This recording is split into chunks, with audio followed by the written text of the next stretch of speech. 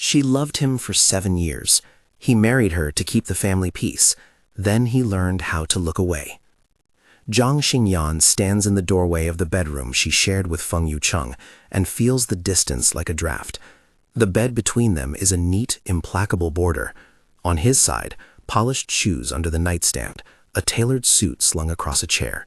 On her side, a stack of unopened sketchbooks, the faint smell of tea. There are no good mornings that belong to her alone anymore. There are only moments that belong to business, to duty, to the ritual of being the woman who keeps house while everyone else keeps score. There was a time she believed silence meant security. For 7 years she held her breath around him, fitted the pieces of his life into the spaces she was allowed to enter. She quit design school after graduation when Grandma said marriage would save the family's reputation. She moved into Feng's life like a promise she intended to keep. She cooked dinners that he barely tasted. She learned to fold his shirts along the creases of his habits. She wrapped herself in the myth that love, if patient enough, will fill its own absence. When Su Minyu appears at a gala one spring evening, the room seems to tilt toward old histories. Su Minyu has a way of arriving as if the air were cleared for her only. She is like a photograph that never faded, the company heir turned social favorite, the kind of person whose history with Feng is a quiet headline. Xingyan watches their conversation from a distance and realizes the simple truth that will change her life in a single motion. She has been in the role of support so long, she no longer recognizes her own edges. The divorce papers are not dramatic. You don't need fireworks to break what was never set on fire. Xingyan slides a slim envelope across the mahogany table at breakfast. Feng looks up from his document with the expression of a man who sees inconvenience where others see emotion. He reads the letter, then the clause. There is a card inside, small and official, a family financial instrument, a contingency card Grandma arranged years ago when the names were being decided. It grants a degree of control over certain bank accounts and company shares should the marriage dissolve. Xingyan has kept it not as vengeance, but as insurance, a sober ledger line that says, "I will not be erased." He does not accuse. He says, in the practiced, soft tone he reserves for matters that do not require a heart, "If you want to leave, sign it. Take the settlement. We can be practical about this." Her hands are steady. "I want my work back, Yucheng," she answers, "and I want to keep my name when I leave." There is a long pause, full of ordinary things that might have once been called an apology. Feng looks at her as if seeing a file he has reopened, not a person he has loved. Xingyan imagines a different life. Not colder necessarily, but hers again. Her own time, her own workbench, the smell of lacquer and wet paper. When she submits the signed papers, it is not spite that colors the strokes. It is a decision to move forward. She collects her sketchbooks, her old portfolio, and in the morning light of the apartment she has maintained, she sketches for the first time in 3 years. Her hand fits the pencil as if it had been waiting. She goes back to Huan Yu's design department with a quiet certainty. The firm remembers her name. They remember the drafts she once did that won a contract from an international client. The department is different. Open-plan desks, screens glowing like a constellation of ambitions. But old colleagues greet her with cautious smiles. There was a ripple of gossip. When the junior designers ask, "Why now?" she tells them plainly, "Because I stopped pretending being unseen is love." An assistant, bright-eyed Cheng, becomes her earliest ally.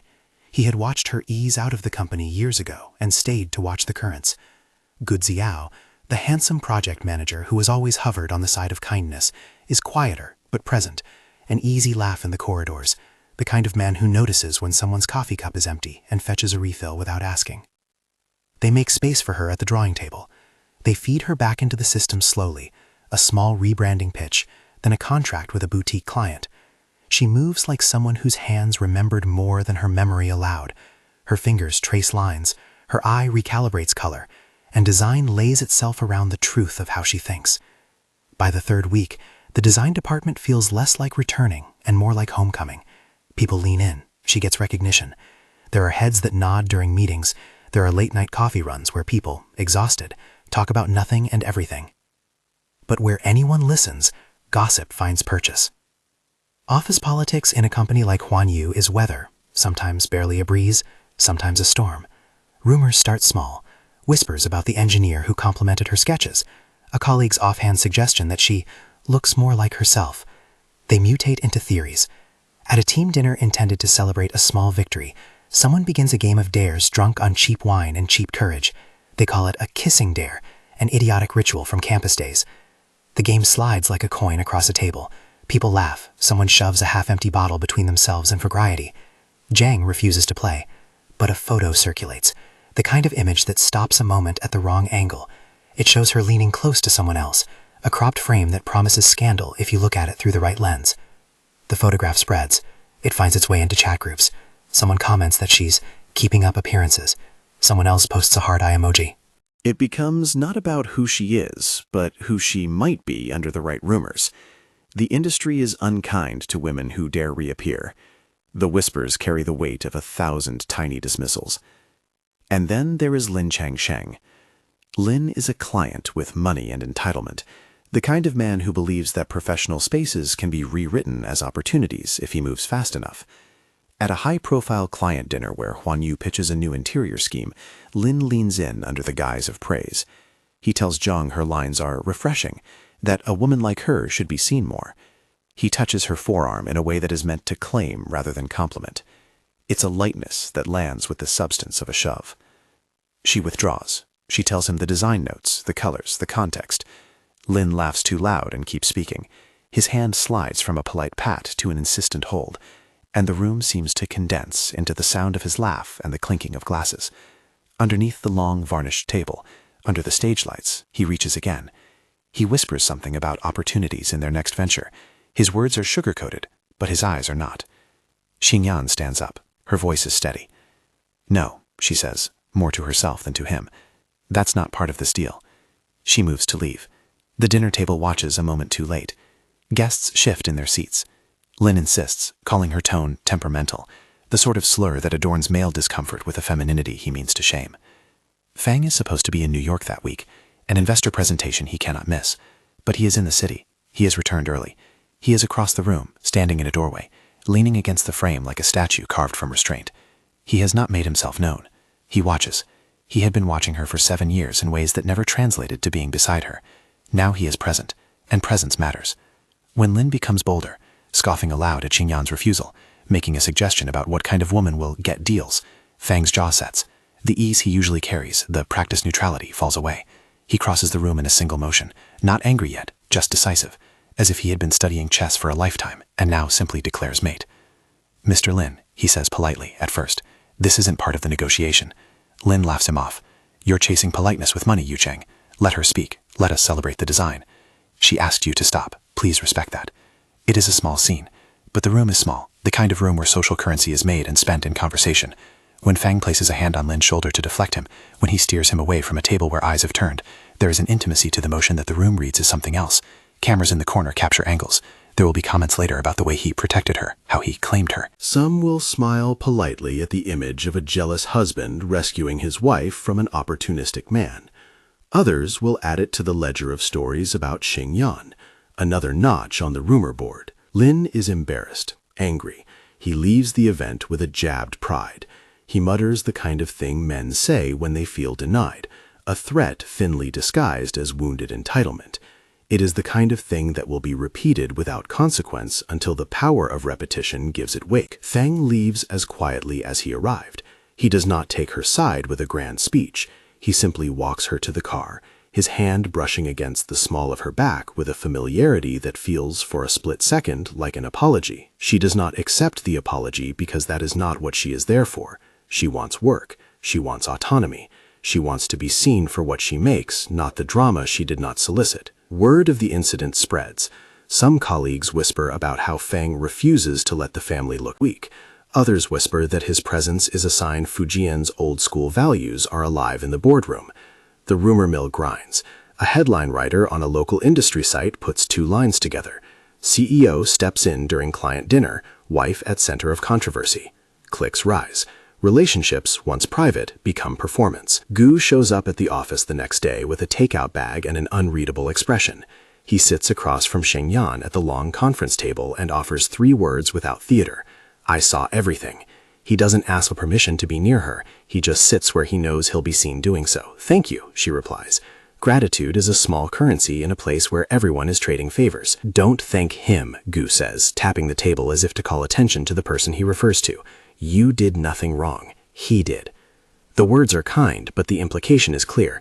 Being rescued did not heal the wound of being ignored.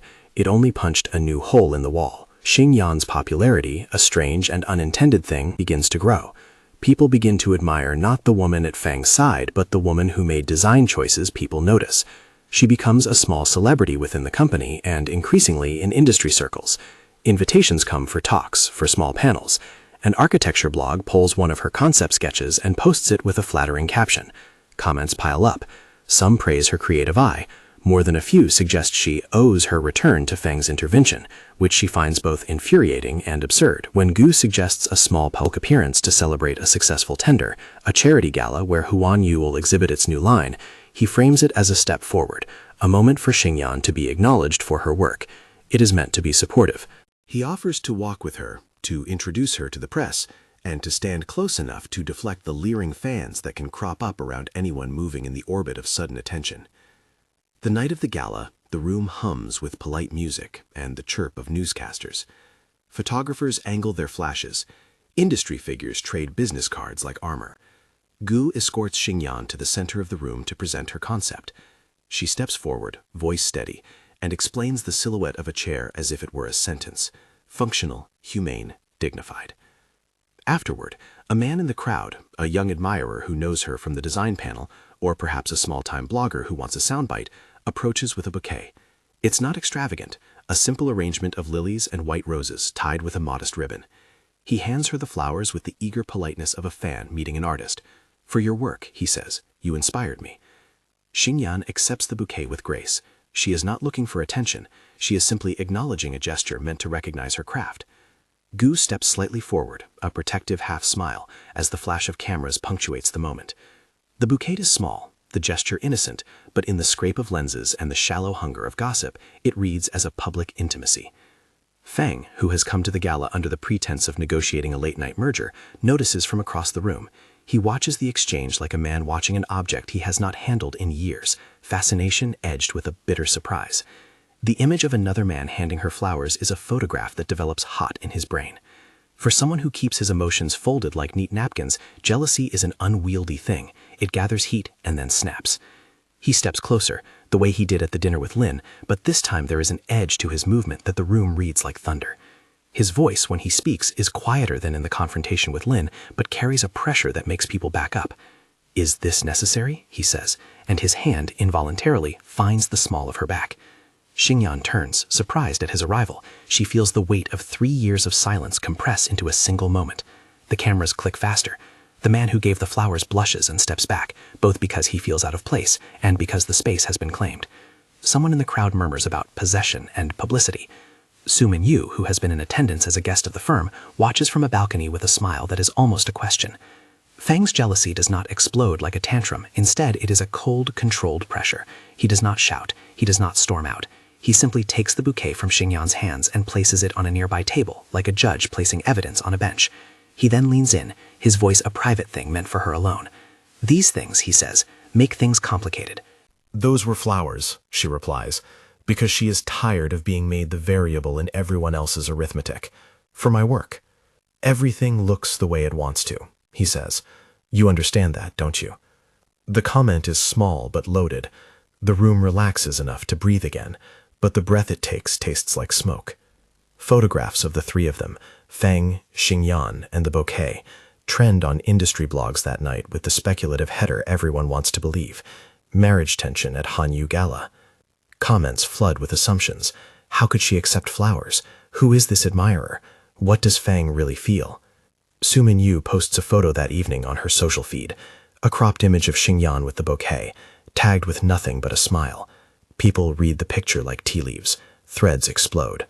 A minor influencer retweets it with, "Looks like the designer is getting attention." The attention compounds into narrative.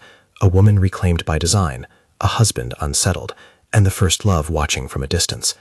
Xingyan returns to the studio the next morning to find sticky notes on her desk, congratulations and curious questions, a collage of support and skepticism.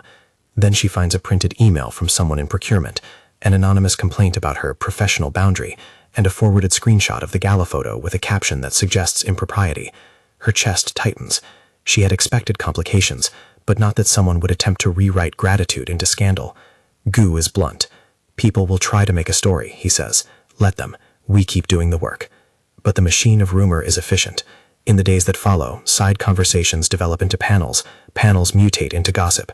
A freelance journalist tips a story to a rival paper, and suddenly the office is absorbing a narrative about Xingyan's new visibility. The firm prepares a statement. Han Yu supports its employees and respects personal boundaries. PR will handle the rest. The statement is a net thrown into an ocean.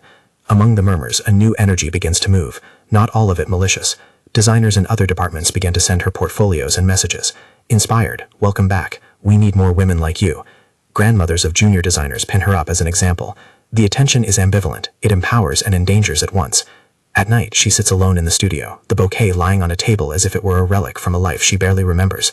She traces a petal with a fingertip and thinks about the divorce card tucked into a bank file in the house. She thinks about the thin line between being grateful for a kind gesture and being made into a headline. She thinks about the way men in suits close ranks when a rumor threatens to look like a scandal. Feng observes all of this with the cool as someone used to measuring distance.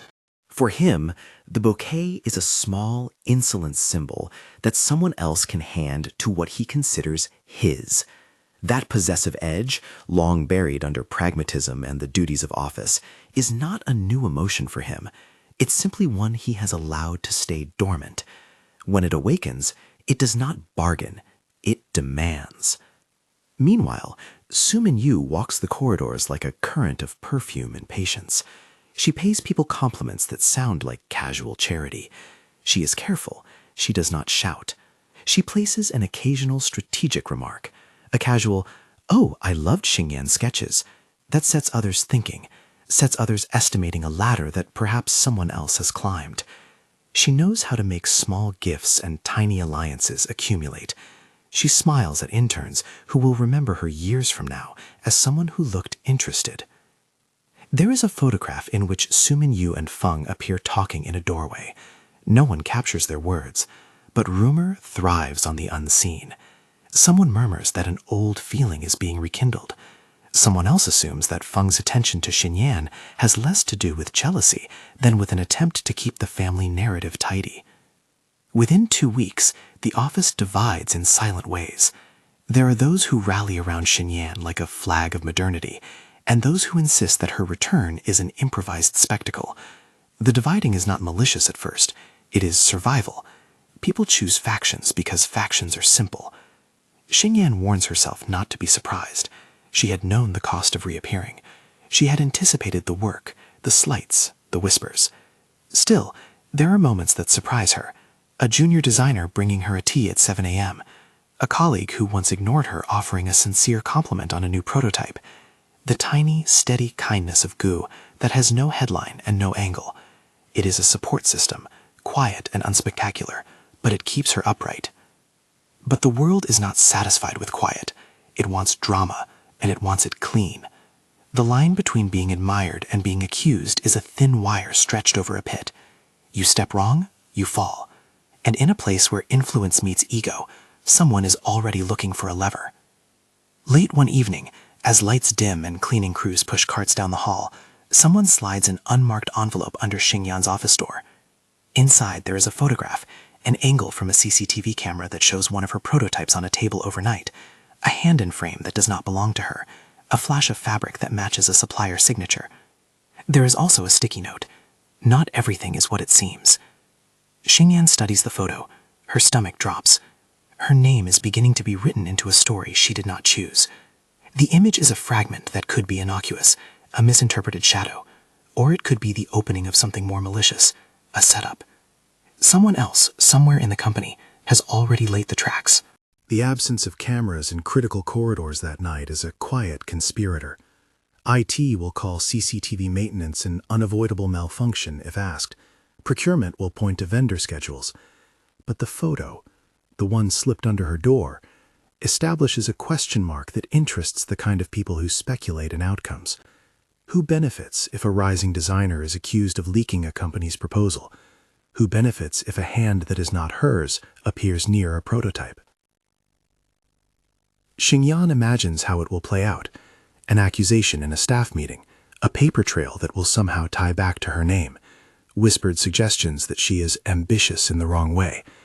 The thought makes her hands tremble, not because she doubts her innocence, but because she knows how narratives bend toward the most dramatic line. If someone has chosen to manufacture a scandal, then facts are only one voice among many. She tells Gu. She tells Cheng. They look at the photograph like two people examining a wound. Gu's face hardens into something like protection. "We will find out who did this," he says. "We will show it to Feng." Feng, when told, does not react with panic. He reacts with a recalculation. His expression is slow, measured. For a man who thinks in contracts, rumor is a clause. He asks to see the photograph. He asks repeated clinical questions. Who was on the floor that night? Who had access? Who would gain from making this look like Xingyan's doing? There is a tension now that wasn't there before. It is not only about flowers or about protection. It is about narratives being written by invisible hands. It is about power being exercised behind the curtain. If someone was trying to push her out by framing her, then they had chosen a method that relied on subtlety. CCTV off, a staged hand, a photograph that lands at her feet at midnight. It is precise, like any good sabotage, and it hints at players who are patient and experienced. The next morning, a company-wide email circulates. Attention, there has been an unauthorized leak of design materials. The company takes breaches seriously. HR is investigating. All staff are requested to cooperate. It is the corporate equivalent of a gavel. People glance at our desk when they pass. The rumor engine accelerates. Those who had been neutral begin to take sides. Xingyan's phone remains silent for a long time that day, and then a message from an unknown number arrives, with a photo. Again, that same design, this time watermarked with a small logo she doesn't recognize. The sender's text is short. "We can make this go away. Meet." Her fingers hover. Blackmail is a new vocabulary. She tells no one at first, because fear is a private thing. Feng is the one who notices the way her hands have stopped sketching. He does not say, "I told you." He says only, "Who would do this?" And in his question, there is a fierce domestic thing, a man angry not because of a headline, but because something ugly has been aimed at the woman who chose to leave and return on her terms. Gu, pragmatic, pulls in a few favors. He shows her the supplier list. He pulls vendor logs. He finds small inconsistencies, an off-hours login, a vendor shipment that arrived late but was recorded as early. The smell of tampering is not definitive, but it is suggestive. Someone is laying a trail to look like a mistake. This is where plans are made. Calls to legal, quiet questions to HR, a request to the security team to review access logs. Feng does not expose his influence. He uses it in private, the way one uses a secret code to open a door. He pushes a few lines of inquiry, and he pushes them gently but inexorably. The backlash arrives in the form of whispers, which becomes an email thread, which becomes a closed-door meeting. The board of Huan Yu calls a session where they request a presentation of events. The language is careful, protecting company interests, maintaining client trust. Xingyan sits through it with the bouquet wilted beside her portfolio, petals soft and prescient. She speaks little. She has learned that words, in rooms like this, are sometimes used as weapons. There is a single moment, a glance across the table, that tells her more than any speech. Feng is watching the legal team, testing their stance, not because he distrusts rules, but because whoever would set such a trap is dancing dangerously close to someone else's bloodline. He does not let his expression tell her whether he will stand for her in court or in public. He simply stands, and that presence is a line drawn in the sand. At the end of the session, the matter is under investigation. The language is soft. The consequences are not. In private, the head of HR pulls Xingyan aside. "We need to protect you too," she says, eyes hollow with the knowledge that protection is sometimes rebranding. "Protect me how?" Jiang asks. She is tired of being the thing to be protected. "By limiting exposure," HR says, "by advising you to step back on public appearances while we clear this up." The suggestion is gentle, but she recognizes the implication. Retreat while we fight your fight. It is practical advice and also a demand that she make herself small again while the men in suits do the heavy lifting. She refuses, not with a tantrum, but with a focused clarity. "No," she says, "if I step back every time there's a shadow, I'll always be in the dark." Her defiance becomes the day's memo. It makes enemies and friends in equal measure. There are colleagues who now admire her stubbornness and others who mutter about the optics. Meanwhile, Su Minyu watches. She does not have to be seen to exert influence. She places calls, smiles, attends parties, and when the rumor grows teeth, she offers condolences that double a strategy. She is not clumsy about the way she positions herself. She is deft. Her presence at the gala, the online smile, the social capital, these are all levers. For someone like Su Minyu, adding a whisper to a rumor is pleasure disguised as policy. And then, at the height of this pressure, a small kindness turns into the kindling for fireworks. A design incubator puts on an open studio day, and hundreds of young creatives and press trickle through in the afternoon. Gu drags along a small crew of journalists because he wants to tilt the narrative back toward her work. It is a low-key plan. The press arrive, cameras low. People ask her questions about ergonomic curves and memory foam. She talks about craft. Her voice is precise. Every sentence an argument for being seen as capable, not simply as the spouse of a CEO. A visiting alumnus, a man who remembers her as a student brimming with ideas, approaches after the tour. He is a small-time patron of the arts, his eyes bright with the possibility of discovery. He produces a small bouquet. No photographer, no fanfare, just a human gesture. "You were my favorite professor's student," he says, awkward and sincere. "I wanted to thank you for reminding me what design is for." When he hands the flowers to her, a photographer in the corner catches the gesture. It is a frozen frame of appreciation, an image that is as innocent as the man who offered it. But the image lands like a spark onto dry tinder. A mid-management email starts forwarded again. Why is Mr. Feng's wife getting gifts from outsiders? The comment chain resumes its work. This is, in the end, the moment the title speaks of, a bouquet handed by another man, in public, and the jealousy that answers it. But the narrative cannot be reduced to a single second of rage or tenderness.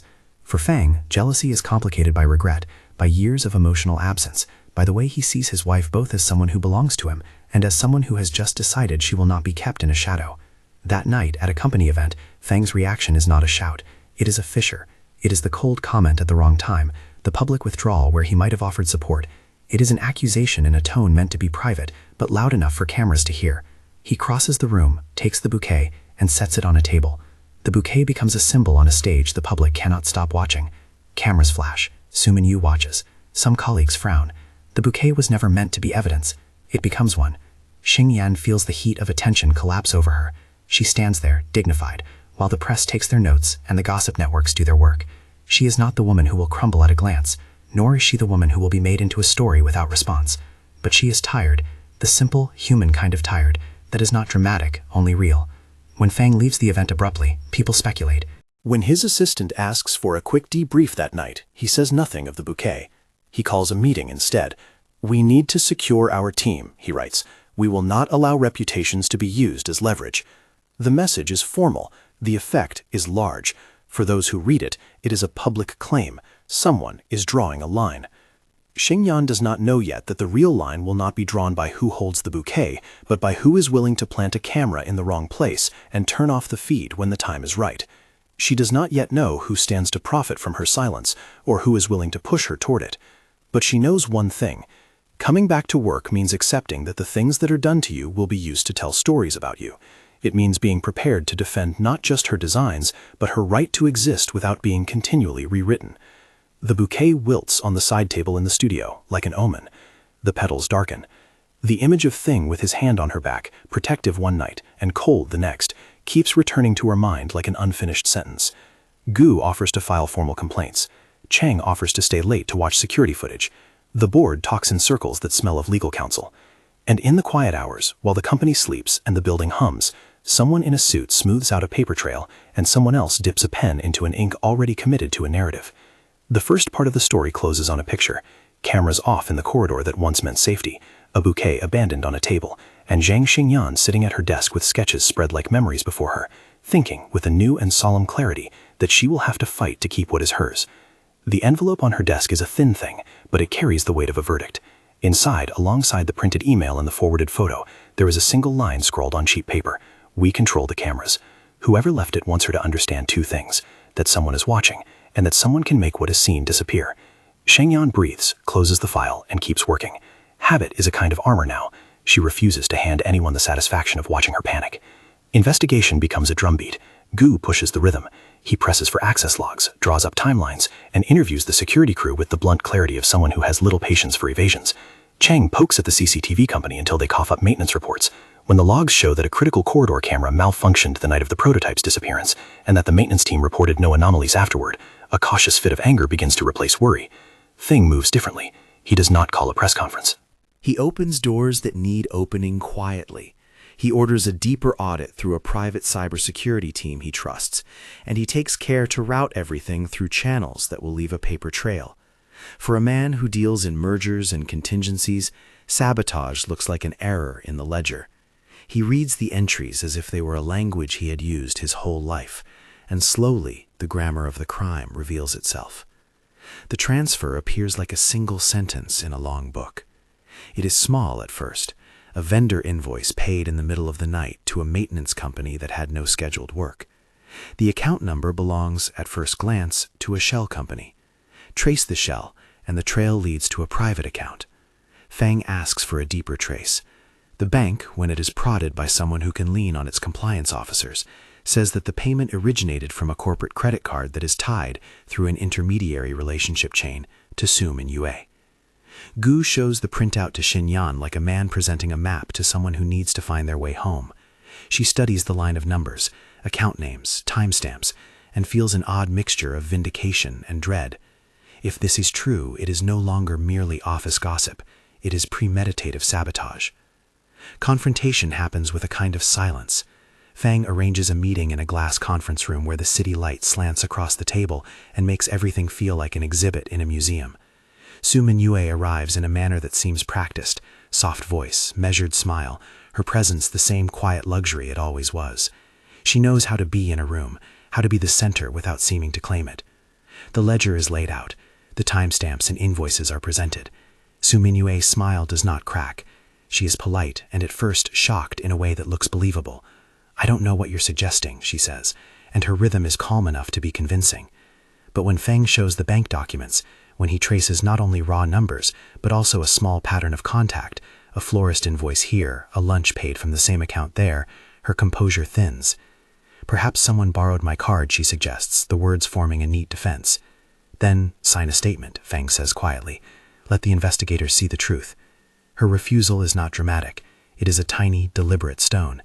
It is followed by a phone call she makes in the restroom, whispered words that do not go through the conference table, but travel the length of the hall to people who will read them, adjust their loyalties.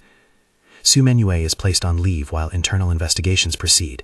It's a move that looks decisive on paper. HR posts the notice with the gravity of corporate prudence. PR smooths the message into neutral language about pending inquiries. To the public, it looks like the company is handling things. To those inside, it feels like a pause, a moment in which people tidy their stories. It does not satisfy everyone. Some whisper that Sum and Yue is being shielded because she is the heir's friend. Others suggest she is a scapegoat. The office tilts.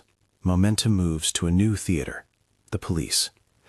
When the police step in, the narrative becomes more formal.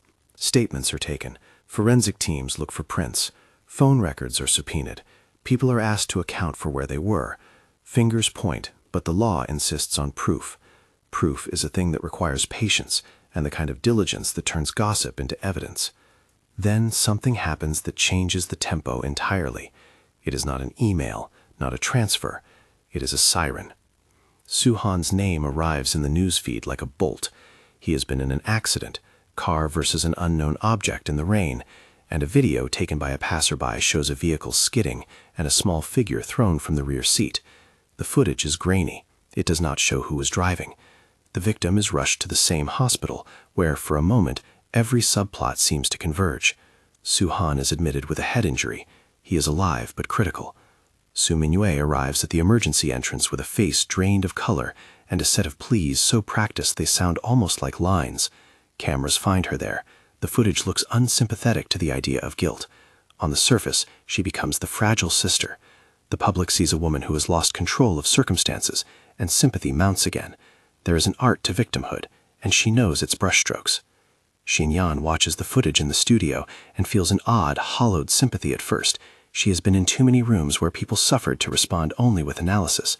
But Gu frowns and says, accident and the leak line up in timing, which puts a weight back into the narrative. Someone might have staged this.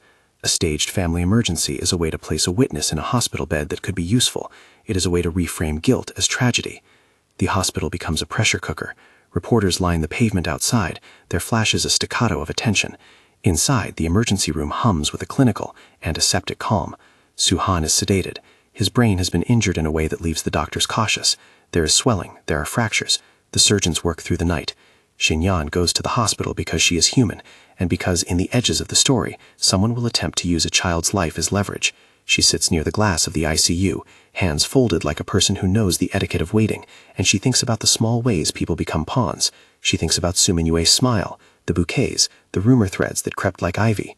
Late into the night while monitors beep, someone attempts to make the story even darker. A nurse discovers that one of the medication boxes in Su-han's room has been opened. The content is suspicious. An order sheet shows an extra dose recorded in a way that does not match standard procedure. The security footage for the wing shows a shadowed figure during a maintenance window, an unregistered person who moved with purpose. The footage is partial, grainy.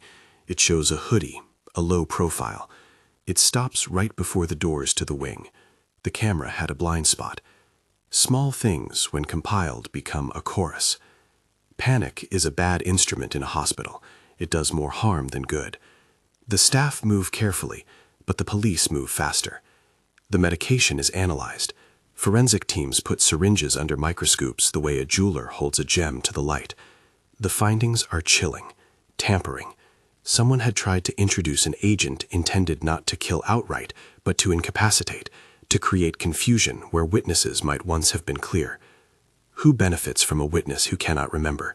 Ga asks the question plainly in the hospital corridor, to a detective who smells of coffee and patience. The detective reads the files carefully. People do strange things to protect themselves, he says. They also do strange things to control a narrative. Fingerprints on the medication box are partial. DNA is degraded. But someone had slipped up. A small, cheap glove used in a hurry, and a receipt discarded in a trash can outside the hospital that leads to a courier company. The courier's manifest shows an odd drop that night, an envelope containing a maintenance uniform left for pickup near the hospital. The named account shows a transfer origin that sits, once again, in the same private account linked to Su Minyu. An email trace, once examined, is even less forgiving. There is a chain of messages with a timestamp that places a request for after-hours access on the night of the prototype disappearance. Confrontation is no longer a meeting in glass.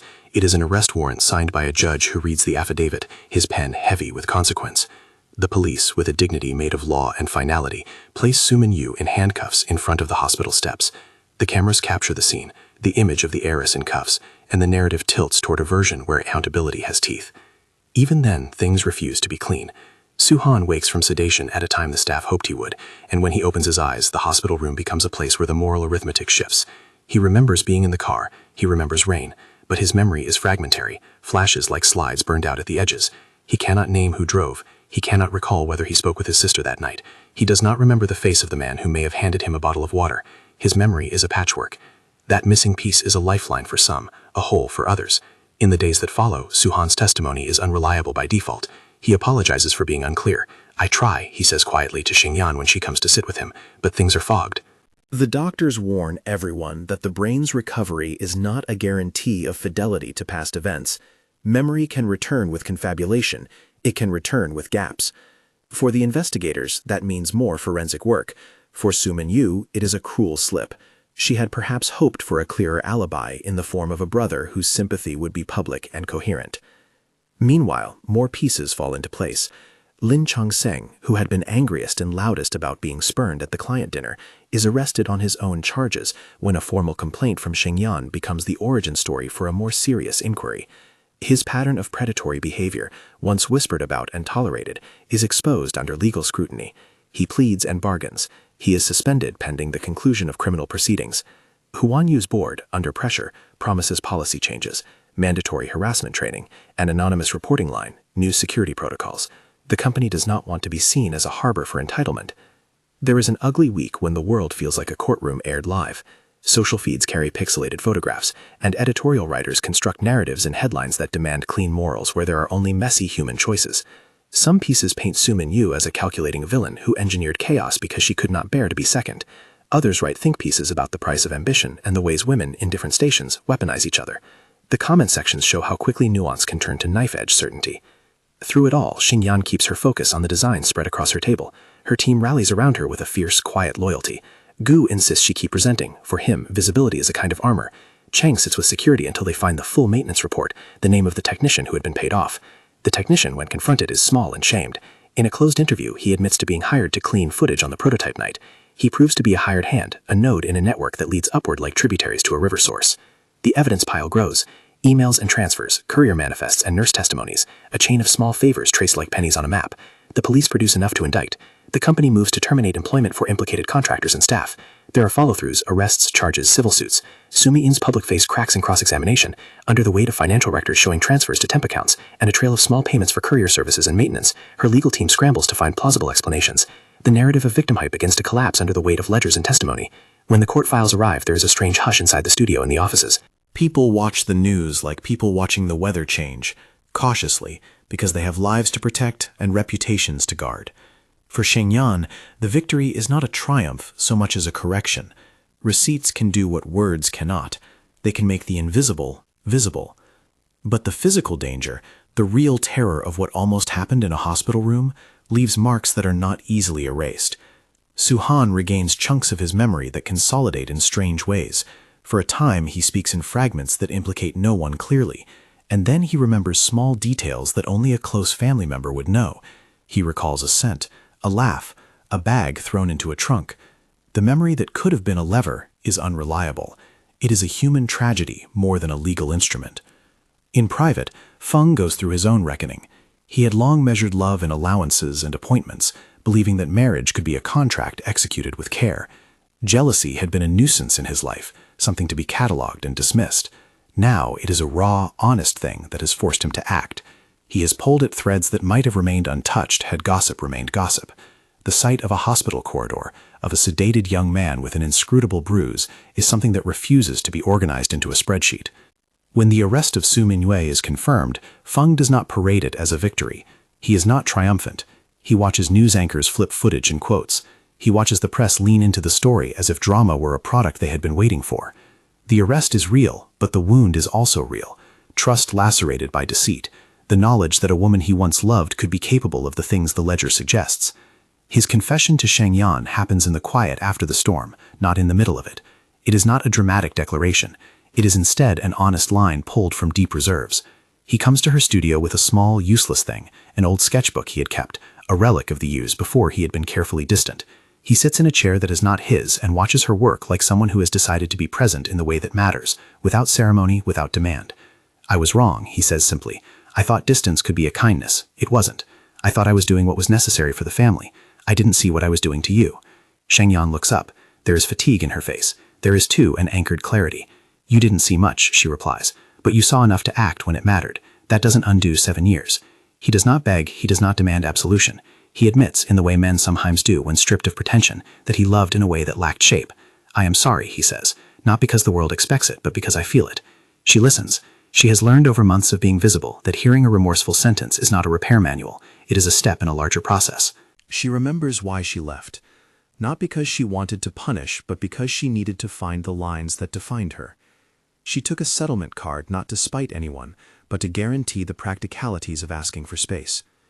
When the company asks her to come to a reconciliation meeting, an internal thing meant to restore morale, Xingyan knows it is not about healing so much as optics.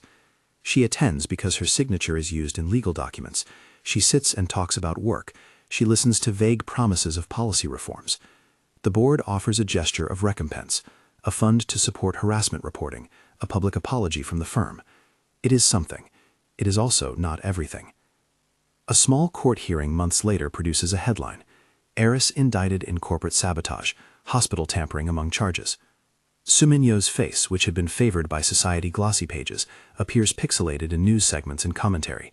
Her arrest is the culmination of paper trails and witness accounts. Her trial, when it begins, becomes a study in how power is leveraged and how ultimately human ledger entries can topple carefully constructed reputations. There are no easy moral resolutions. In the courtroom, Su Mingyue pleads her case in a way that oscillates between denial and careful deflection. She claims a conspiracy against her, a pattern of jealousy and vendetta. It is a persuasive argument to some. To others, it is the last act of someone who thought the world owed her narratives that built her up. The trial ends not in melodrama but in procedural closure. Evidence is presented, witnesses testify. In the end, a jury finds the case against her strong enough for conviction on multiple counts: fraud, conspiracy to tamper with evidence, and endangerment for the hospital incident. She is sentenced to a term that is long enough to be consequential and short enough to leave room in the world for the possibility of rehabilitation outside a courtroom. The company fires her, contracts sever, friends position themselves, the social calendar shutters. For Lin Chengsheng, the legal system moves in a different direction. Josh shows a police liaison the pattern of his calls and the threats he had made. HR files a formal complaint with the police. He too faces consequences for a career built on entitlement. The company publicly announces a new harassment policy, makes training mandatory, and pledges better whistleblower protections. The gestures are small, but they are not meaningless. In the aftermath, days with no headlines come like a mercy. Overnight, the building's corridors return to their ordinary rhythms. People whisper less. The cameras that used to point like curious eyes now offer a quiet background hum to a place trying to forget it was once a battleground. Xingyan claims her designs fully. Clients who once hesitated now come back because the work proves unmistakable. One major contract confirms what she suspected all along. When she is given the space to do what she does, she is powerful. The design line she authors, chairs and spaces meant to honor the ordinary gestures of life, sells not because of the scandal, but because people see in her pieces the dignity she fought for. Feng tries to reconcile in ways that are different from his old strategy of quiet absence. He arranges meetings that are not official. He attends a lecture she gives and listens without interrupting. He reads the profile she is featured in. He offers apologies not only as words, but as changes, more presence, fewer passive decisions, the willingness to sit with discomfort.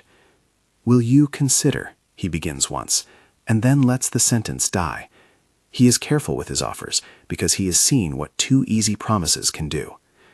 Jiang's decision about divorce is not theatrical. It is paperwork and resolve. She meets with the family lawyer in an office that smells faintly of lemon polish. The settlement card she had kept sits in a drawer like an old document that once promised leverage and now promises clean closure. Her signature on the divorce papers is steady.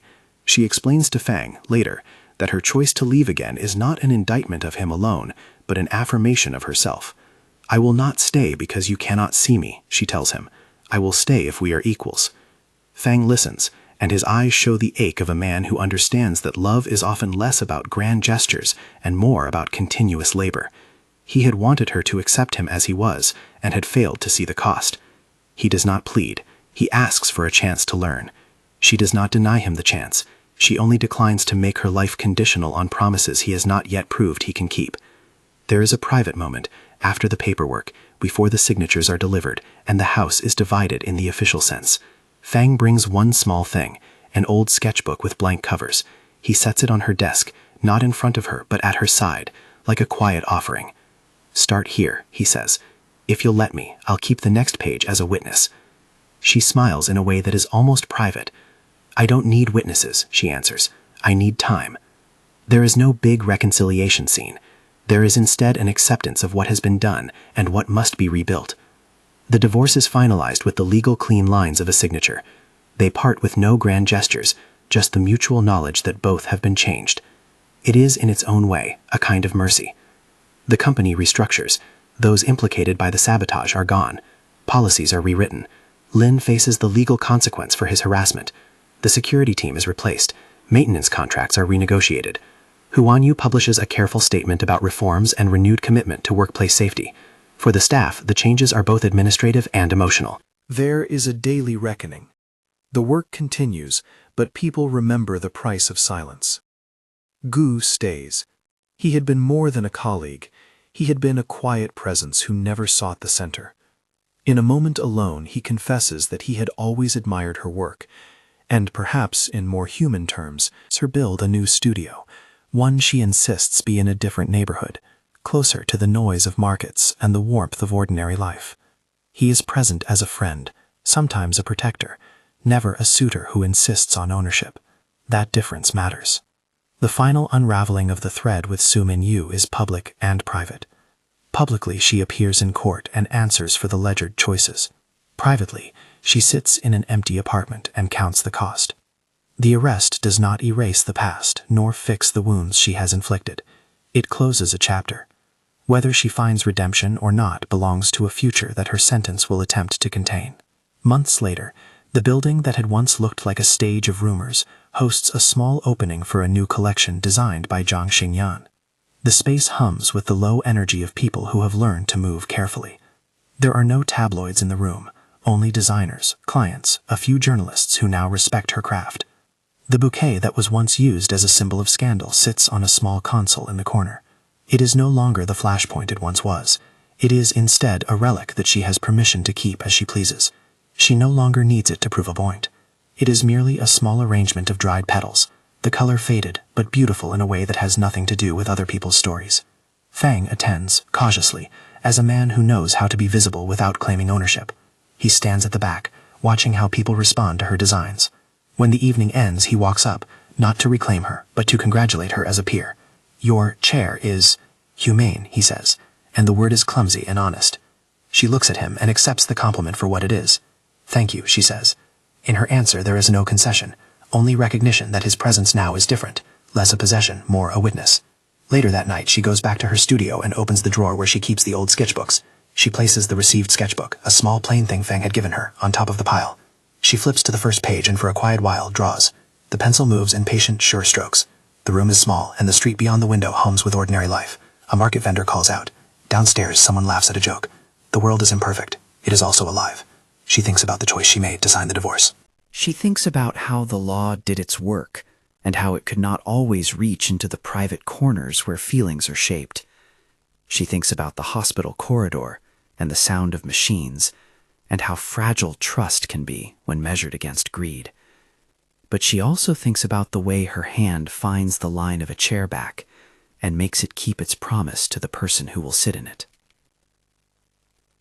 There is no final reconciliation in the sense of a neat ending. What there is instead is a patient rebuilding, policies that aim to prevent harm, prosecutions that make patterns visible, a woman who returns to her bench and makes objects that respect human lives. The story closes on a small, understated image, Jiang Xingyan at her drafting table, the room softened by evening light, a vase of fresh, modest flowers at her elbow, not for show, not for politics, but because someone once gave them to acknowledge a craft done well. She had come back for herself, and that choice allowed everything else, anger, consequence, regret, to make room for something else, a life that belonged to no one but her.